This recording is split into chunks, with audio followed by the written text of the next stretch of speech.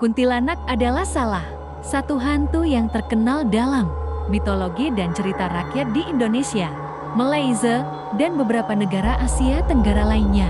Kisah tentang asal-usul kuntilanak bervariasi tergantung pada daerah dan versi cerita yang berkembang di masyarakat.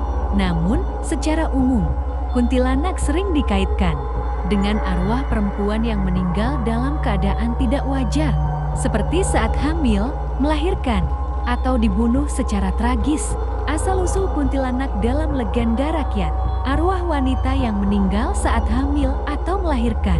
Banyak cerita menyebutkan bahwa kuntilanak berasal dari wanita yang meninggal ketika sedang mengandung atau saat melahirkan anaknya. Karena kematiannya tidak wajar dan penuh penderitaan, rohnya menjadi penasaran dan gentayangan, mencari anaknya atau membalas dendam terhadap orang-orang yang menyebabkan kematiannya, korban kekerasan atau pembunuhan.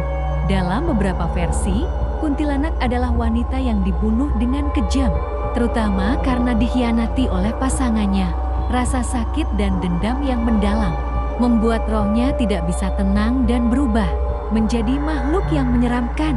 Ia sering dikatakan muncul untuk menakut-nakuti atau membalas dendam terhadap pria yang dianggap mirip dengan pelaku kejahatannya, kutukan atau hukuman mistis. Dalam legenda tertentu, kuntilanak muncul karena seseorang yang dikutuk akibat perbuatan jahatnya semasa hidup. Misalnya, ada kisah tentang wanita yang sering menggugurkan kandungannya dengan sengaja. Lalu setelah meninggal, ia berubah menjadi kuntilanak sebagai hukuman atas perbuatannya. Ciri-ciri kuntilanak. Penampilan. Kuntilanak digambarkan sebagai wanita berambut panjang, berbaju putih dengan wajah pucat atau menyeramkan. Beberapa cerita menyebutkan bahwa ia bisa berubah dari wanita cantik menjadi sosok mengerikan. Suara. Kuntilanak sering dikaitkan dengan suara tawa melengking. Konon, jika terdengar dekat, berarti ia sebenarnya jauh, dan jika terdengar jauh, justru ia berada di dekatmu. Tempat kemunculan. Kuntilanak sering muncul di pohon besar, tempat sepi, rumah kosong, atau daerah yang memiliki sejarah kelam. Gangguan terhadap manusia. Beberapa cerita menyebutkan bahwa kuntilanak suka mengganggu orang yang lewat di tempat sepi, terutama pria. Ia juga dikatakan bisa menculik bayi atau menyerang ibu hamil. Cara menangkal kuntilanak.